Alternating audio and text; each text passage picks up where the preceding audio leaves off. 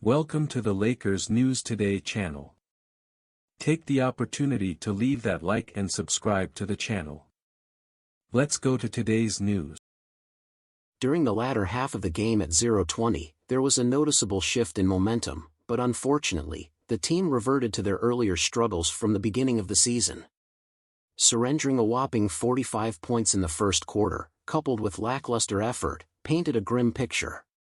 Facing a formidable offense and dealing with a constrained rotation due to multiple injuries, winning seemed like an uphill battle.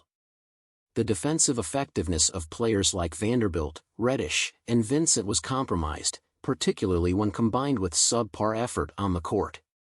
The absence of key players, compounded by injuries to the backup center and even the backup to the backup, left the Lakers in a precarious position.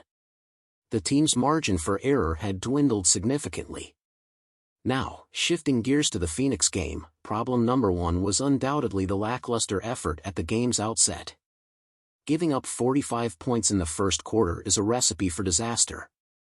Even though they managed a comeback, their defense struggled to keep up with the Suns, highlighting a glaring lack of defensive versatility.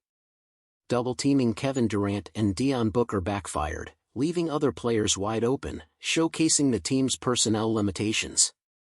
An additional issue arose with a rare subpar defensive performance from Anthony Davis, usually a linchpin for the team's defensive prowess. While this may be an anomaly, it can't be overlooked in a crucial game.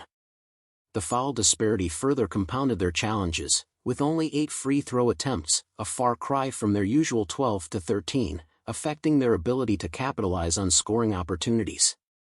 LeBron and Durant acknowledged the tough officiating, emphasizing the importance of free throws in their playing style. The team's strategy heavily relies on attacking the rim and drawing fouls, making a low number of free throw attempts a significant hindrance, especially if fouls are being committed but not called. Looking ahead, the Lakers face tough decisions regarding their rotation and roster. Reintegrating Cam Reddish into the rotation seems imminent, potentially at the expense of younger players like Max Christie.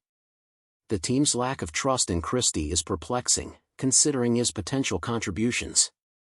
Considering potential changes to the 15-man roster, the idea of exploring the buyout market has been raised. With injuries and uncertainties surrounding players like Christian Wood, a reliable backup center like Tony Bradley or a versatile player like Marcus Morris could be valuable additions. However, the logistics of making changes, such as waiving a player, need careful consideration. In the face of these challenges, the question arises, how should the Lakers navigate their situation going forward? Should changes be made to the rotation or the roster itself? What are your thoughts on managing the team's predicament? Share your opinions and insights in the comments below. Thank you for tuning in until the end of this video. LeBron James' future in the NBA is increasingly in the spotlight, given his status as one of the biggest names in recent American basketball history. At 39 years old, the Los Angeles Lakers star continues to break records and is about to reach the impressive mark of 40,000 points in the league. With his current contract coming to an end and a player option open for next season, LeBron faces crucial decisions about his NBA future.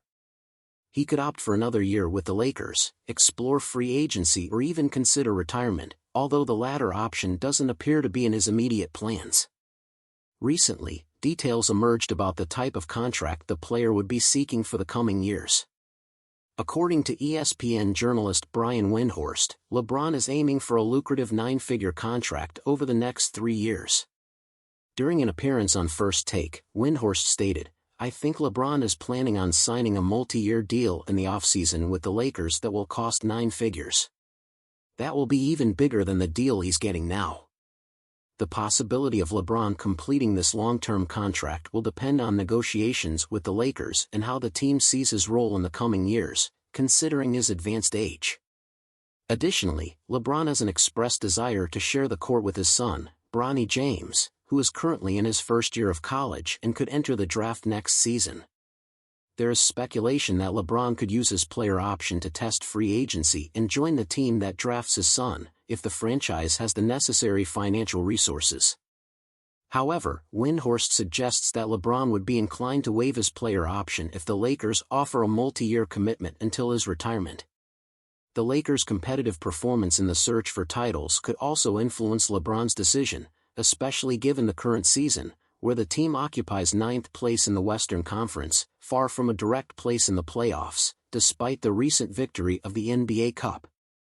The Los Angeles Lakers, currently ninth in the Western Conference, face a challenging season that contrasts with their conference finals performance last season. According to Kendrick Perkins, who expressed his opinions on First Take, the team needs to focus not only on reaching the playoffs, but also on developing its players.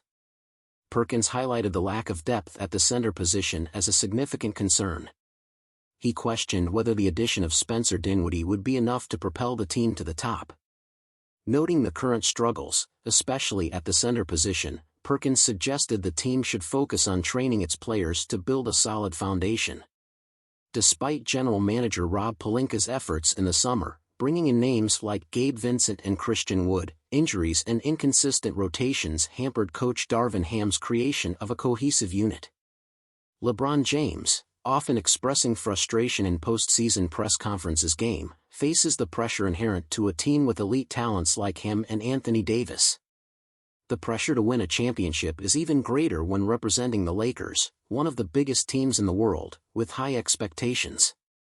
Additionally, LeBron's contract situation, with a player option for next season, adds an additional component to the burden the roster carries.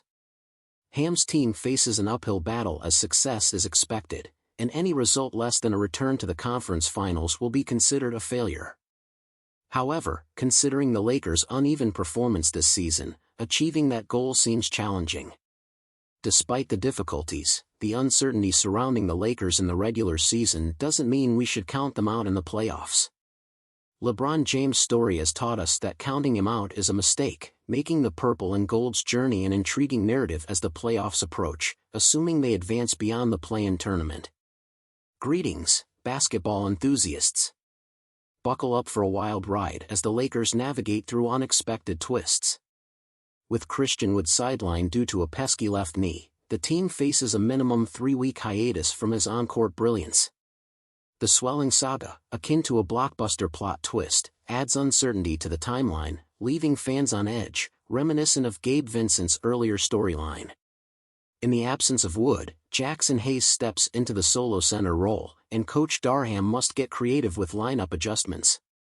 The Lakers' defense walks a tightrope, and the fans are holding their breath for the team's performance in this crucial stretch of the Western Conference war zone post-All-Star break. As the Lakers eye a top 6 seed, the question looms, can they replicate last season's heroics, or will the lack of depth expose vulnerabilities? The AD Hayes duo could be the linchpin if the team dances with the current roster. However, trade talks and free agent whispers, featuring names like P.J. Tucker and Tony Bradley, add intrigue. Tucker, the spacing maestro, and Bradley, the defensive stalwart, offer unique skills. Imagining the Lakers rolling the dice and adding one of these magicians to the mix brings a touch of excitement. Lakers Nation, the saga unfolds with high stakes. What's your take on this plot twist? Are you hoping for Wood's swift return or advocating for reinforcements? Share your predictions, reactions, and basketball wisdom below, and let the court of public opinion have its say.